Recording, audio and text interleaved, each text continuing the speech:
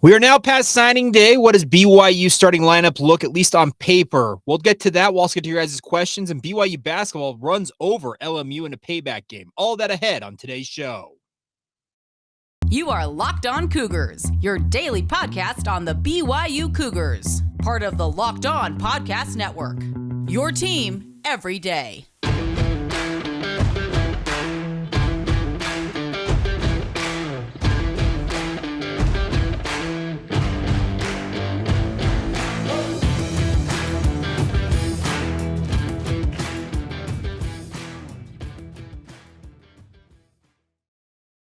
What is up, everybody? I'm Jake Hatch, your host here on Locked On Cougars, your resident BYU insider. Thank you for making Locked On Cougars your first listen of the day. Always appreciate you guys checking out the show, being a part of it every single day. Very proud to be part of the Locked On Podcast Network. Our title sponsor today is our new friends over at FanDuel. This episode is brought to you by the FanDuel Sportsbook, the official sportsbook of Locked On. Make every moment more. Visit FanDuel.com/LockedOn to get started today.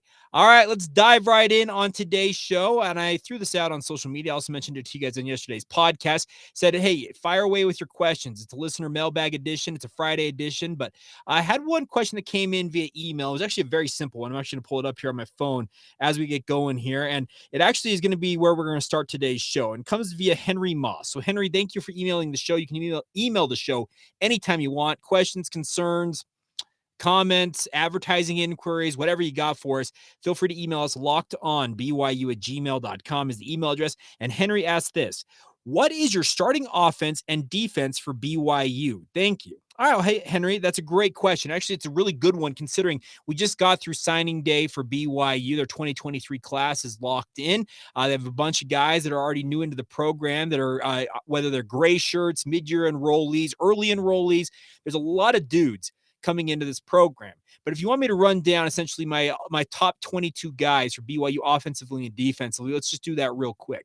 I think a quarterback, for all intents and purposes, it is Keaton Slovis's job to lose. Obviously, he'll have to prove that in spring ball, have to battle guys like Jake Retzloff, Cade Fennigan. We got confirmation via Aaron Roderick, but if you've been listening to this podcast for any length of time, you would know that Soljay Mayava-Peters is making the move to running back during the spring ball period. But also the battle guys like Ryder Burton as well, et cetera, Nick Billups in that mix. But it's Keaton Slovis at quarterback. Now, at running back, I'm interested to see how Aiden Robbins does in spring ball. Can he establish himself as the clear number one at running back? Or does Hinckley Ropati have a chance to really want to up this young man? Because some of you, as I mentioned on YouTube earlier this week, said that you're not giving enough respect to Hinckley Ropati. And I don't mean any disrespect to Hinckley because he had a breakout season last year, but he's got to prove himself to be the true number one. Christopher Brooks was BYU's number one back last year when he was healthy. So a guy like Hinckley Ropati will have that chance, but Aiden Robbins, I think, is your number one running back right now in my mind. Now, fullback / that kind of H-back position, it's Mason Wake for me. Also, at tight end, I think Isaac Rex is your number one guy. I think you're going to see some interesting things with how BYU runs their tight ends out there. It was sad to hear that Carter Wheat is hanging it up due to medical concerns, but that thins out the tight end room a little bit, but I think you'll still be just fine with Isaac Rex leading the way at tight end. Now, at wide receiver, I think you have a very clear top three: Chase Roberts, Keanu Hill, and then you also have Cody Epps. I think those are your three guys at wide receiver. Put Isaac Rex out there. That's your fourth receiver / tight end. And then at the offensive line, right now, this is just my take on how the offensive line lays out in my mind. At left tackle, you got Kingsley Suamataia. At left guard, I think you put Connor Pay there. At center, Paul Miley, the Utah transfer coming into the program. At right guard, I would think you would insert a guy like Ian Fitzgerald there potentially, because Daryl Funk, speaking to the Cougar Club, was kind of hesitant on where you were going to put Ian Fitzgerald. It's like, well, we're going to start him out at tackle. I think they're opening the door to putting him at guard, and I think Ian Fitzgerald could fit in there. And then I think Lisala Tai actually ends up as your right tackle for BYU. But I will say this: I think Fitzgerald and Tai are very much interchangeable at right guard and right tackle, depending on how they want to lay that out. So that should be your first string offense in my mind, at least going into the spring. So we're talking about this on, I'm recording this on Groundhog Day, the night of Groundhog Day, going into February 3rd. So we're still over a month away from BYU kicking off spring ball. But that's what I think the number one offense looks like for BYU. Now on defense, I think that I'm going to go with the assumption that BYU is going to play more of a 4-2-5 look. And even that 4-2-5 is a little bit hybrid, but I think that Isaiah Banya is going to be your hybrid defensive end slash linebacker. That's going to be a guy rushing the quarterback. I think your interior defensive tackles right now, as I would tab it, are Caden Haas and Jackson Cravens. I think those are your top two guys at defensive tackle. And then at the other defensive end position, I think Tyler Batty retains his role there. Obviously, there's going to be competition across the board. There needs to be more competition. Guys like David Law, too, when they show up later this spring going into the summer period, the hope is that during training camp, they'll be able to at least add depth, if not beat out somebody for a starting job. So we'll have to wait on that. But I think it's your starting defensive line, at least on paper to me right now. But also, you cannot discount what John Nelson is bringing to the table. And if that's the case, if John Nelson is as good as he was last year, you could see that him taking essentially Isaiah Banya's spot and BYU going to, I guess, more of a quote-unquote 4-3 alignment where Banya plays like a strong side linebacker slash defensive end in that setup. Now, your linebacker positions, I'm going to go with two of them. I think you've got Ben Bywater, who's back as your middle linebacker for BYU. Very, very good season last year, and I think that he is going to reprise his role and challenge for another 100 tackles. It's crazy to think that Ben has now had 200 career tackles in just 2 seasons of BYU. He's been a prolific tackling machine, and there is no reason to think that he will not be in that mix. I already mentioned Isaiah Banya. I think he could play that linebacker position. Kelly Papinga, during the media session we had on signing day, said that he thinks he can play a stack linebacker position for BYU. So I guess I'll revamp my thought and say that it's Isaiah Banya and Ben Bywater at linebacker. I'll put John Nelson at the defensive end role, I guess, for my starting lineup right now. Now, in the secondary, that's where it gets a little bit interesting for me. I think that Eddie Heckard is one of your starting cornerbacks, and simply due to kind of mathematical delineation of just looking at how things are going at cornerback, Jacob Robinson probably gets the start at the opposite cornerback spot. Does that mean a guy like Maury Bamba, Jaden Dunlap, etc., couldn't beat him out? No, they absolutely could, but I think with the experience factor, I think you put Eddie Heckard at one corner spot, and you have also Jacob Robinson at the other. At safety, I think it's pretty clear. I think you're going to have Malik Moore taking one safety spot, and then that's, by the way, other thing about Malik Moore real quick is that what I love about Malik is he was a guy that was very productive when healthy. Well, he got injured last year, and it opened up opportunities for BYU to have other guys step up in his absence. But the biggest thing for Malik Moore is he's got to reestablish himself essentially in the pecking order at safety during spring ball. It's not like he's going to walk in and immediately be, you know what, you get your starting job back, because the coaching staff that put him as a starter for the last 3 or 4 years is no longer there. So he's got to reestablish himself. But I think that he will do that at defensive back for BYU. Then the other guy at safety for me, I got back and forth on this, and it's one of those things that I'm just like, okay, where do I think ultimately these guys are going to line up and where they can be best impacting on BYU's defense? And that is always the big question here when you look at, okay, what are the options here? Because I look at it and I say, that, okay, Malik Moore is very easy to tab into that spot. But I think that if it were up to me, if Chaz Ayu is 100% healthy, he'd be a fantastic option at safety. But because we cannot rely on Chaz staying healthy for any length of time right now, it looks like Micah Harper. And Micah Harper was a breakout star last year, really, really good. And he's more of a kind of a clone, carbon copy. That's what I'm trying to say. Carbon copy of what more of Malik Moore is, where they're a little skinnier in terms of safeties. But I think if you can't rely on a guy like Chaz Ayu being healthy for any length of time, I think I would put Michael Harper there at the other safety spot. So hopefully that answers your question. It's the number one offense and defense for me in my mind. And it'll be interesting to see what happens in spring ball, because I can have my guys I pencil in. I will nail probably 60-70% of the guys who would be the quote unquote first stringers, but there's always going to be guys in spring ball that step up and impress. And I'm very much looking forward to that, but hopefully that I get you more of that question answered. All right. We will get to more of these type of questions here in just a moment. We also need to talk about BYU basketball. Weird things afoot at the Marriott Center last night. A very good performance for Mark Pope and his squad that we'll get to a little bit later on. But first, let's get a word in on one of our great sponsors, a new big sponsor for us here in the Locked On Podcast Network, our friends at FanDuel. This year, the only app you need at your Super Bowl party is our friends at FanDuel, America's #1 sportsbook. We're really excited about our new sports betting partner for the Locked On Podcast Network, because they're the #1 sportsbook in America, and that's our friends at FanDuel. And if you're new to FanDuel, that's the best part. They have so many great features to make betting on sports fun and easy. You can download this FanDuel app today so you can bet on Super Bowl 57 with a no-sweat first bet. This is what they're offering you. You'll get up to $3,000 $1,000 back in bonus bets if your first bet doesn't win. The best part is FanDuel lets you bet on everything from the money line to point spreads to who will score a touchdown, any of those prop bets that go with the Super Bowl. So get in on the action today, my friends. The FanDuel Sportsbook app is safe and secure and super easy to use. Best of all, you can get paid out on your winnings instantly. And also, you can get that app. It's really simple to do. You do it from the comfort of your own home. You have to be on a laptop. You don't have to make a call. It's super, super simple. So join FanDuel today at FanDuel.com/lockedon to claim your no sweat first bet on Super Bowl 57 right now. That's FanDuel.com/lockedon. Make every moment more with FanDuel, the official sportsbook partner of the NFL. Thank you once again for checking us out right here on Locked On Cougars. I want to remind you guys, make sure you check out our brand new podcast, Locked On College Basketball. Everything you know about the college basketball sphere in one place. Hear from big name experts, insiders, coaches, and players alike. That's Locked On College Basketball, available on YouTube and wherever you get your podcast. All right, let's get right back to the questions on today's show. Our good friend Greg Romano sent me a pair of questions. Let's answer those first. He says, a question for you.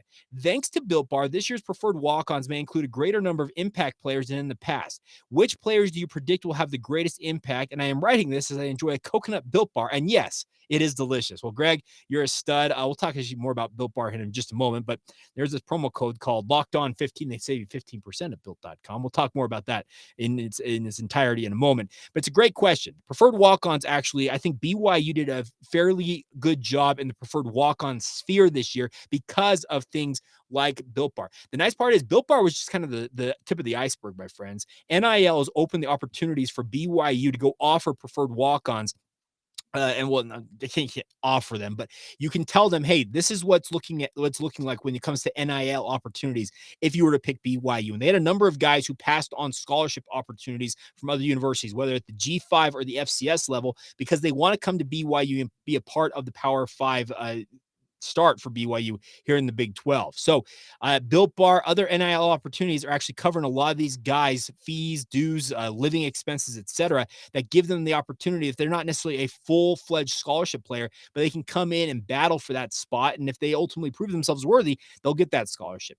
Now, when it comes to guys I think are impact players as preferred walk-ons, Greg, to a point, my thing right now with preferred walk-ons is I'm hesitant to point any of them out because there's one thing that is kind of I don't want to say it's a complication, but something that you need to be aware of is that all preferred walk-ons have to get into BYU on their own merit. There's no BYU football program essentially pulling the string saying, hey, get that kid in here to school, get that kid. They have to get in on their own grades, their own merit. And then at that point, they can join the BYU football program. So I'm hesitant to throw any name out there in case, for whatever reason, they don't get into school. So hopefully you can understand that. Now, the other one he asked, Greg here says, another question for you.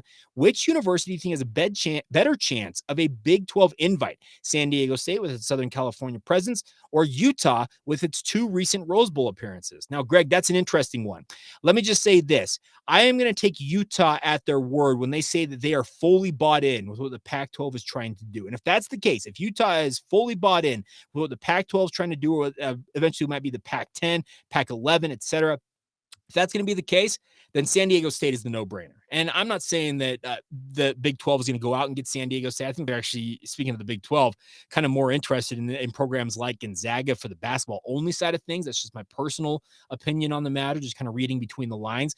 But if what Brett Yormark has said is he wants to get more and more into that Pacific time zone and truly make the Big 12 conference a conference that can play in every window in college football, play the early, the central, the mountain, and the West Coast. You have the 4 time windows. It's 10 a.m. Mountain Time. It's 1:30 Mountain Time, 5 o'clock Mountain Time, and then 8:30 Mountain Time. Those are the 4 major time windows when it comes to college football. Brett Yormark wants the Big 12 to be viable in all of those. Well, BYU currently is the only outpost, I guess you can call it, that is giving them the opportunity to play in that 8:30 window on the West Coast. San Diego State would open that up. Do you want to have the Mountaineers of West Virginia traveling to San Diego State and San Diego State vice versa going to UCF?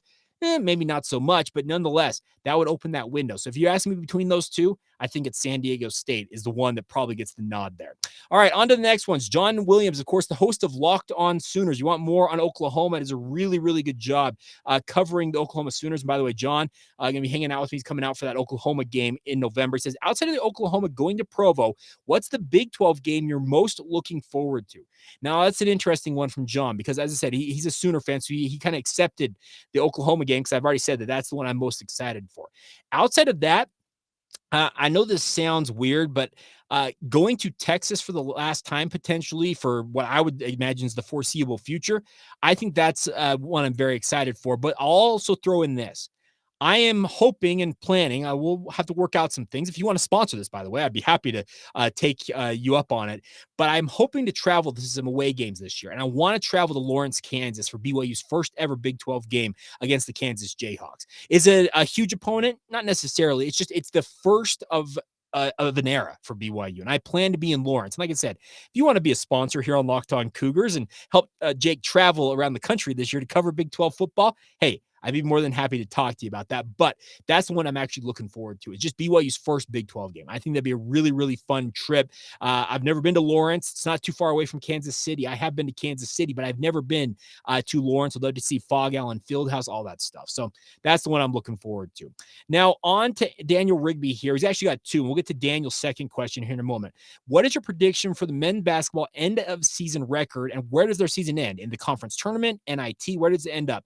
Well, as we talked about, BYU, we haven't talked about it yet, but BYU just took care of Loyola Marymount in that game last night, and very, very impressive stuff for the Cougars, because this is the LMU squad that went to Gonzaga and beat the Bulldogs on their home court. BYU beats them 89-61. Very impressive stuff from the BYU men's basketball program. And you want to know what really jump-started this? 7 turnovers. The only game this year BYU has had single digits in turnovers. They go on and absolutely just crush a team and get some payback on LMU, who had beaten them just, 3 weeks ago? Very impressive stuff. If this is the BYU squad, they can replicate this type of a performance. I'm not saying that they can't finish and get to the NIT. I think the NCAA tournament, outside of making a magical run through the West Coast Conference tournament in Las Vegas and winning it all, you're not getting to the big dance, I don't think, at this point. But I think if you were to play the way you played in this game against LMU, you could make that run at an NIT. But the problem is we've only seen one game sample size of this type of a performance. If they can replicate it, I will start to believe. But right now, it's my hot take is that BYU probably crashes out of the West Coast Conference tournament in the quarterfinals, semifinals at the very best. And essentially, unless they want to play in the CBI or whatever, the CIT, whatever those pay-for-play tournaments are, they want to do that, they can do that. But I think that's where the season ultimately ends. All right, last one here. Not last one. We'll get to some more here in just a moment. But this one comes in from Ryan Welling. Which of the return missionaries joining the football roster are you most excited about? I'm going to be a broken record on this. I've talked about this enough. I absolutely love John Henry Daly.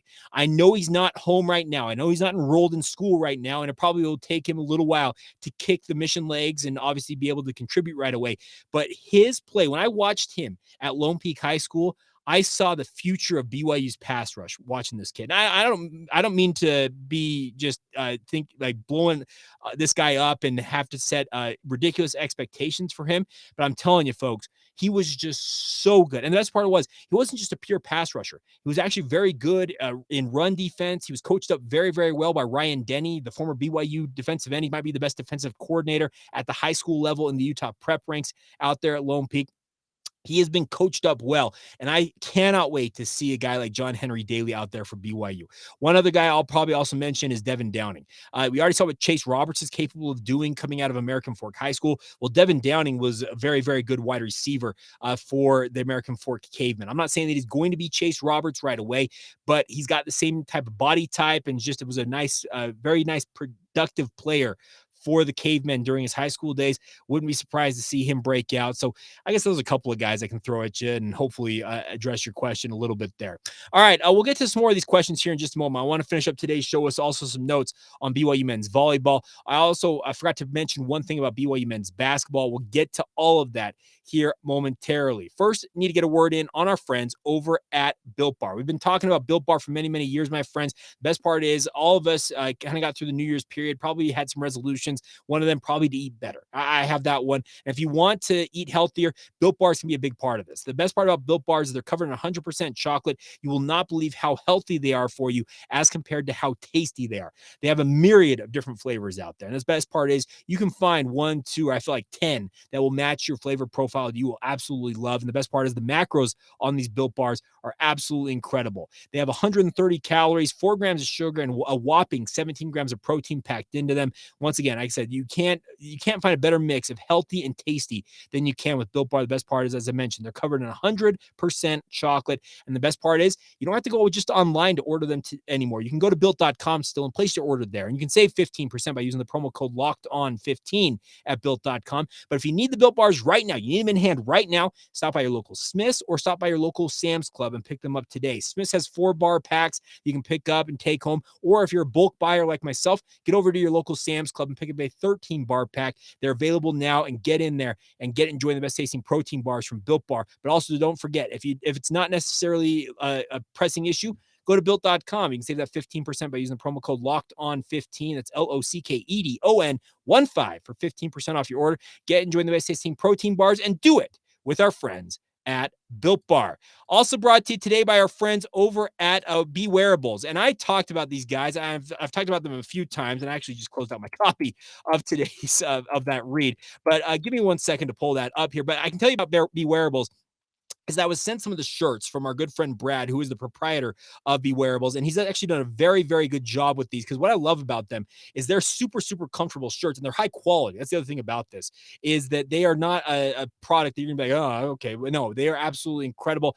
And I'm pulling up this copy. This is an awful read to start off with, but the best part is I'm actually wearing one of them today. So Brad, I promised you I would wear it today. There you go. You see that? If you're watching this on YouTube, you can see that it says, "Caution, trees don't move." Now, what Be Wearables is it's trying to have some fun with just the world around us. And that's the best part about this, is it's kind of fun. Of course, BYU is a global fan base. Many of you lived in different countries. I lived in Taiwan for 2 years. A myriad of you have either lived professionally as missionaries, etc. Be Wearables, which is a combination of beware and wearables, has collected real signs from around the world that are just funny. That's the best part about that. And they've turned them into shirts. If you squint, tilt your head a little bit, you will discover that life is really funny. Each Be Wearables design is based on a real road sign that's oddly funny. And BeWearables.co sells shirts and accessories that'll make you and your friends laugh. The best part is it's created by BYU alumni and fans. BeWearables.co converts silly road signs into high-quality t-shirts. They also put them on hoodies, phone cases, tote bags, and more. They feature hilarious signs from travels all over the world. Iceland, Southeast Asia, Brazil, and more. Take advantage now, my friends, and go check it out. They sell shirts through Amazon with fast, free shipping. And the best part is, like this shirt I'm wearing, it says, "Caution, trees don't move." It's like snowboarding. If you've been skiing or snowboarding, you've probably seen the sign. Trees are a problem when you're snowboarding. I've run into a tree. It was not fun. Well, it just made me chuckle when I saw that shirt. I've actually got 3 different designs of them. So I'd encourage you guys, give Be Wearables a chance, because they're absolutely phenomenal. Like I said, this is a fantastic t-shirt. I was impressed just with the overall quality of the t-shirt. And the best part is high quality graphics. And like I said, it's here to have fun. That's the best part about this. So go to BeWearables.co. That is beware, ABLES.co, to browse through the collection of funny designs. I promise you can find one that you will enjoy. Life is funny, wear it. Life is funny, wear it. That's BeWearables.co.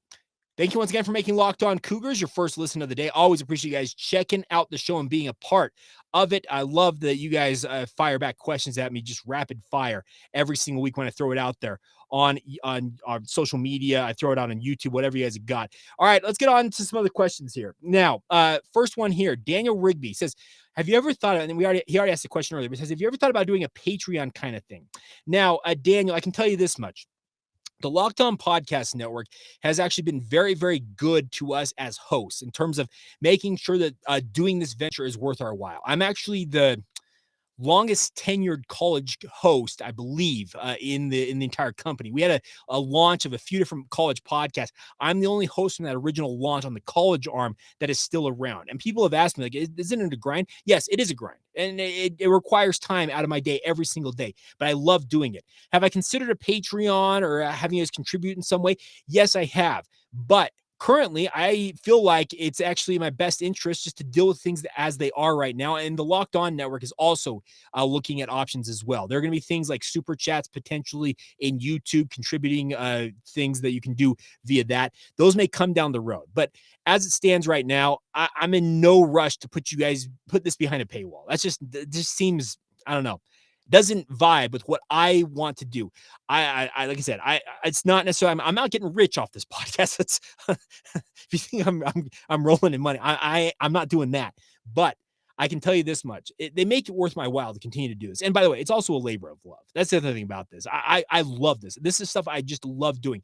I grew up my entire life wanting to work in sports and to talk about sports and just have fun with it. And yes, I'm talking to you guys. We're not having a face-to-face conversation, but I love talking sports, and this is just an outlet for me to do that. And like I said, if you ever see me out in person, don't hesitate to hit me up. I love talking to people. It actually drives my wife nuts how engaging I am at times. But nonetheless, for the time being, we're set. But maybe down the road, maybe we'll examine that, Daniel. All right. Paul Stamen, I think is there. Stamen. I hope I'm pronouncing that right, Paul. It's Paul _ Stamen, Stahmann.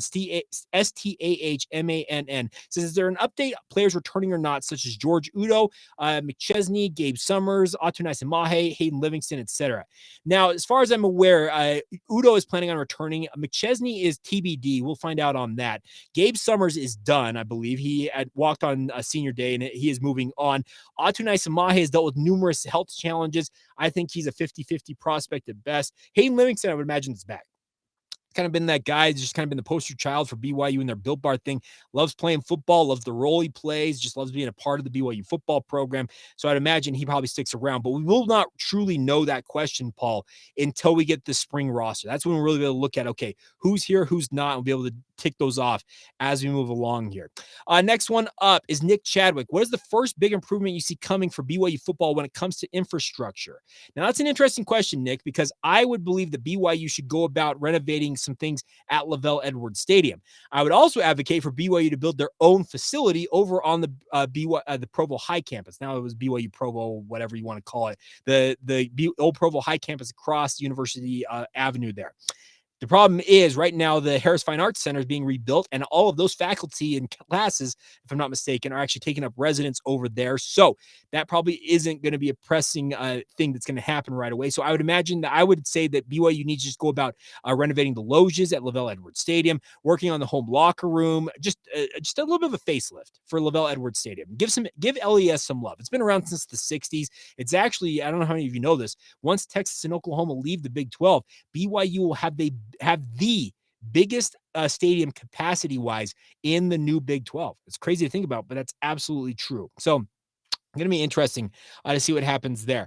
Let's see. Next one, Wild Turkey Fart Blunt. What does a way too early depth chart at DB look like? Well, we already talked about that, Wild Turkey Fart Blunt. So hopefully you got your question answered earlier on the show. If not, you can rewind and rejoin us a little bit later on. Jeff Henor, also similar question. Do you see the running back depth chart? How do you think it stacks up? I think we have a transfer to come in the conclusion of spring. Now, that's interesting, Jeff, because Aiden Robbins and LJ Martin are probably the two guys BYU thinks are going to be with Hinckley Ropati and Miles Davis, kind of your 4 guys at running back. Maybe they find somebody that pops up in the portal. They're like, hey, we got to take this guy. But I actually think they've actually addressed the running back position fairly well so far. Next one, Garrett. What do you would say are BYU's top five toughest conference games next year? Well, man, that's a tough one. Texas, Oklahoma. Oh, geez. I would say that those two, Texas, Oklahoma. I think TCU is very tough as well. I'm just trying to tick them off in my head because I don't have the schedule in front of me. I apologize. I probably should have had that ahead of time. But also, I would actually imagine that like Oklahoma State. Absolutely. That's number 4. And the number 5, give me Kansas. That's probably the 5 that I'd probably lay out there. All right. TK Brown, after losing multiple 1 and 2, ones or twos, the offensive linemen, do we have enough depth at that position going into the Big 12? It's a great question, TK Brown or Trent. That's a great question. I think BYU is confident they have depth at offensive line. The problem is it's not as seasoned as it has been in the past. The past 3 or 4 years for BYU's offensive line, think of how many good guys and how much depth they've had of guys who can contribute. That's the one thing BYU's leaned on at that offensive line position. Now, some of you would say that it didn't necessarily perform up to expectations, and I would agree with you this past year, especially in the run game. But I think they believe they have depth there. The biggest thing is getting their feet wet and getting them up to speed and contributing at a high level. We'll find out on that. It's going to be very interesting to find out where that ultimately lands. But I do think they at least feel like they have the depth there. Brandon Bourget says, do you expect transfer departures after spring ball at the loaded positions like quarterback? Now, that's interesting, Brandon. I do think there will be guys who leave the program. I think defensive guys will learn what Jay Hill's scheme is going to entail, and some of them will be like, you know what? I'm looking for something else, and they'll bolt. Could a quarterback position departure happen? Yeah, I think so, because there's so many bodies there. That's the thing about this. There's so many guys in the mix, and that would be interesting to see what happens. There will be defections after spring ball. Don't be surprised by it. I'll just tell you that right now. All right, let's dive into a couple more questions. Claymore Harbin says, what are the differences for roster limitations moving into the Big 12 for both scholarships and preferred walk-ons? With current players expected to come back, RM signings, and all the preferred walk-ons, it feels like there are 300 guys looking for spots next year. Is BYU facing a roster crunch? In some ways they are, Claymore, but they will have no difference than the 123-man roster during the season, 105-man during the offseason. There were a bunch of guys, I would imagine, that were walk-ons and the like that didn't get the fanfare that some of us probably would have given them if they would have announced their departure, but they probably are no longer with the program. Like I kind of said earlier, the spring ball roster is going to tell us a lot about where things stand. It does feel like they've got a ton of preferred walk-ons. I think the count I saw was 21 preferred walk-ons have announced commitments to BYU this year. Well, to find spots for those guys, there's a lot of other walk-ons are probably getting bumped off that roster. So wait for a month here. When the spring roster rolls around, we will have our firm answer on that, but it does feel like I'm with you, Claymore. There's a lot of dudes looking for time at BYU. All right, we'll give the last word to Nick Lee for today's show, and any more of them, we'll get to him early next week. But he says this: all I want for the Seahawks is to draft Jaron Hall and Puka Nacua. Now, Nick, I must admit, is a host of Locked On Seahawks here on the Locked On Podcast Network. Says, is that too much to ask? In all seriousness, which one will have the better NFL career? Now, that's an interesting question, Nick, because it's going to be a matter of how much playing time both of these guys get. I would say on its head, Puka probably has the better career. I just see him getting on the field more. There's only one quarterback. There's multiple wide receivers. I just think by deduction there, that's what happens. Now, with regards to your Seahawks taking Jaron Hall and Puka Nacua, I'll give you one of them. I'm a San Francisco 49ers fan. I want nothing good for the Seahawks. It's just that's how that rivalry goes. And we had a response to this tweet that says, Puka is actually unfortunately projected to the 49ers. And I would absolutely love that. Hallelujah. Let's get him to San Francisco and just absolutely just tweak Nick a little bit once again. I do think that just by deductive logic, I feel like Puka probably has a better career, but you can't count on a guy like Jaron Hall. If he's put in the right situation, he's got a lot of skill. And that's the nice part about it. He's got an opportunity to really go out and prove himself. So we'll find out. It'll be interesting. But that's going to do it for today's question and answer portion of the podcast. A couple of notes real quick. A big win for BYU basketball, once again, beating Loyola Marymount 89-61. One thing I need to point out, is I forgot to point this out earlier, is that BYU, a guy like Fousseyni Traore, had an absolutely marvelous game, it felt like, for BYU. Well, you look at that and you say, okay, why didn't he have that type of a game when BYU played down there in Los Angeles against LMU? Well, their big man, they have a 7'1" big man, speaking of LMU, that made life miserable for Foose. He actually ended up with a double-double, 11 points, 13 rebounds, and it was a very important player in this win for BYU, getting the W. But the thing about this is Fousseyni Traore, he's got to learn to be able to combat guys who are bigger than him. He stands 6'5". I know his wingspan makes him play bigger than he actually is, but when you have guys who are 6'11", 7 foot, 7'1" going up against him, he gets swallowed up way too much. He needs to prove his ability to be able to play against those guys on a game in and game out basis. And I would like to see more of that. But if he can continue to play like he did in this game against LMU, it's a very, very nice showing for him. Now, let's also acknowledge BYU is back in action tomorrow as they take on, I keep closing out all these windows as I roll along here, and I apologize. It's been an absolute great show today, I can tell you that much. But BYU basketball back in action. I will get that. Pepperdine, they're taking on Pepperdine? Yeah, no, that's not right. That's next week. I apologize. I am a hot mess express on this edition of the podcast. My apologies for that. But at LMU tonight and then tomorrow, tonight, speaking of when I'm recording this podcast, but tomorrow, if I can get it to come up, there we go, Pacific. The face-off against Pacific Tigers, 7 o'clock on BYU TV. Pacific's not that great this year. BYU should get another dub, and we'll find out there. Also need to give a big shout-out to BYU men's volleyball. The number 11 ranked Cougars went to Muncie, Indiana, and beat number 8 Ball State 3-1 in 4 sets. Fantastic showing for BYU. Actually ended a 12-match home winning streak for the Cardinals in the win. BYU is now 6-1 on the season.